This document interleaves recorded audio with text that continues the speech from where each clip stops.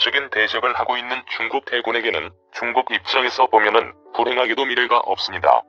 러시아도 미국과 대적을 하고 있지만 노골적으로 대적을 하지 않습니다.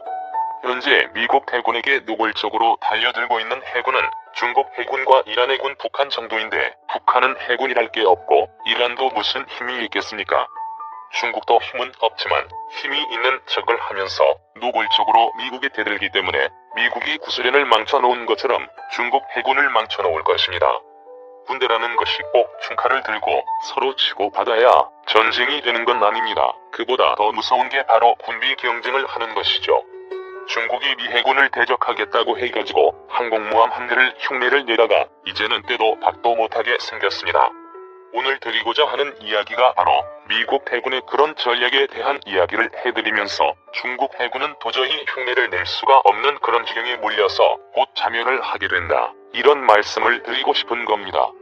우선 미국 해군은 함정의 전투체계를 다 바꿉니다.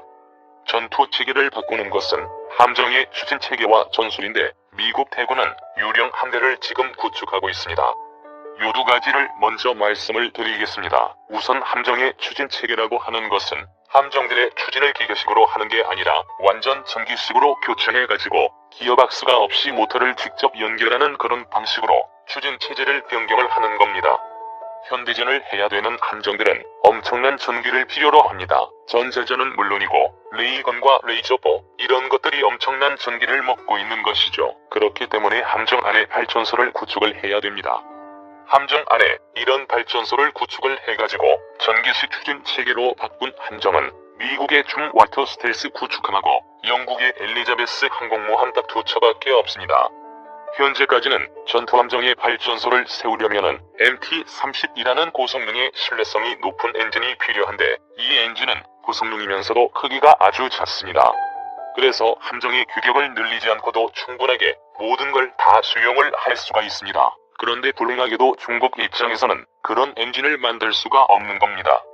무조건 남의 엔진을 막 갖다 가베껴서 불법으로 만들어내면 다 되는 줄 알았던 중국에게 미국은 한 수 높은 그런 전략을 구사한 겁니다.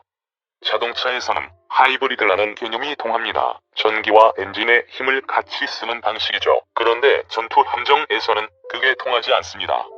디젤 엔진을 가동해서 전기를 생산해서 전기식으로 추진하다가 급가속을 하게 되면은 가스터빈으로 가야 되는 것이 하이브리드 개념입니다. 그런데 전기 추진축으로 추진하다가 급가속을 하려고 가스터빈을 돌리려면 예열을 해야 됩니다. 그 시간이 통상적으로 30분 정도가 소요되는데 30분이면 전쟁이 다 끝나는 시간이죠. 그래서 함정에서는 하이브리드란 개념이 통하지가 않습니다. 여기에 중국의 딜레마가 있는 겁니다. 그러니까 중국은 무슨 수가 나도 전기 추진식을 장착한 함정을 건조할 수가 없는 겁니다. 최근에 공호 항공함을 건조를 해가지고 실수를 했다고 모든 언론에서 대서특필하고 세계 최대의 이지수함이다. 아시아 최고의 이지수함이다. 이렇게 선전을 해대지만 도저히 작게 만들 수가 없기 때문에 그런 크기가 나왔다는 것을 숨긴 겁니다.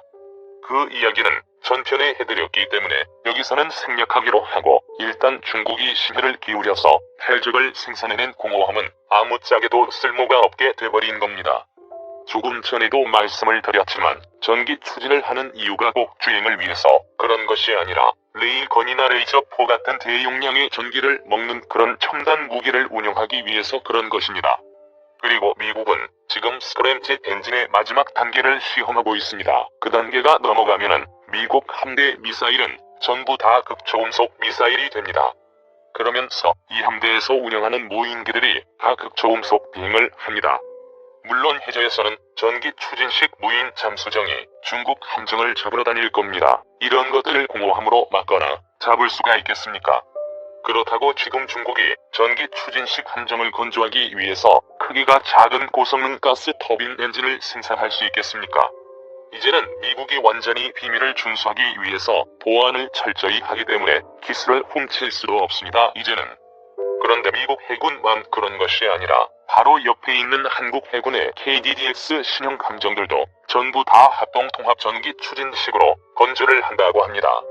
한국 해군뿐이 아니라 일본 해군도 당연히 그렇게 할 겁니다. 다음 기회에 드릴 말씀이 지만 지금 미국은 최신형 스크랩제 엔진의 흡입 계통을 마지막 점검 시험을 하고 있다고 합니다. 이 시험이 끝나게 되면은 미국의 무인 스텔스기들이 마하 4, 5, 6 이런 속도로 중국을 공격하려고 할 겁니다.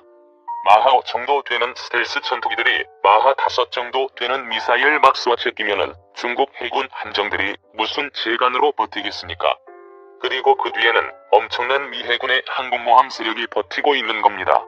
상황이 이렇게 되었기 때문에 중국 해군에게는 미래가 없는 겁니다. 그렇다고 중국이 준비한 모든 해군 함정에 원자력 엔진을 장착을 해서 운행을 한다고 해도 그 시간과 비용이 미국의 기술 발달을 절대로 따라갈 수 없다는 말씀을 드리면서 이야기를 마치고자 합니다. 유령함대로 중국 견제에 나선 미국. 중국이 미 해군과 해병대를 모방하는 방식으로 전력 증강에 나서자 미국은 첨단 기술로 맞대응에 나서는 모양새다. 대표적인 것이 유령함대다. 중국은 항공모함과 핵추진 잠수함, 대함탄도미사일 등을 확보해 장거리 타격 능력을 키웠다. 미 해군 최강 무기인 핵추진 항공모함과 이지스함도 중국 연안에 접근하기가 어려운 상태다. 이에 미국은 무인함정과 주멀특급 구축함 등으로 구성된 유령함대를 앞세우고 기존의 핵항모 전단은 후방에서 지원하는 형태로 중국을 압박하려는 것이다. 유령함대의 핵심은 무인기술이다. 한국군사문제연구원 보고서에 따르면 미 국방부 고등기술연구원이 만들어 시험 중인 시헌터 무인함은 2018년 샌디에이고를 출항해 장거리 시험항해를 실시했다. 시헌터보다 규모가 큰 시헌터-2는 음향 탐지 체계를 탑재해 대잠전 능력을 시험할 예정이다. 연안에서의 기뢰제거나 대잠전을 맡을 소형 무인함, 배타적 경제 수역에서의 지휘 통신과 전자전을 담당할 중형 무인함, 미사일 수직 발사대로 해상 타격을 할 대형 무인함 개발도 계획되어 있다. 2030년대에 20척이 운용될 차세대 유도미사일 구축함은 이지스 전투 체계를 탑재한다. 주멀특급 구축함까지 더해지면 미 해군 함정의 전투 능력은 훨씬 강화된다. 미 해군은 유령함대와 핵항모 전단 등을 분산 배치하되 유사시 신속하게 집결하는 유연한 구조를 추구하고 있다. 이것이 분산된 치명성이다. 미 해병대도 대대적인 혁신을 진행 중이다. 괌과 오키나와에 집중된 병력을 호주 등으로 분산시키고 있다. 전차 부대를 없애고 보병과 포병을 감축했다. 대신 다연장 로켓 전력을 3배, 무인기는 2배로 늘리고 대함미사일을 도입한다. 빠른 속도로 움직일 신형 경상륙함도 확보한다. 이 같은 혁신 작업이 완성되면 미 해병대는 남중국 해섬의 첨단 무기로 무장한 50에서 100명 규모의 부대를 파견해 중국군과 싸우게 된다. 미 해군 유령함대와 연합해 중국 해군을 공격한 뒤 72시간 이내에 다른 섬으로 신속하게 이동한다.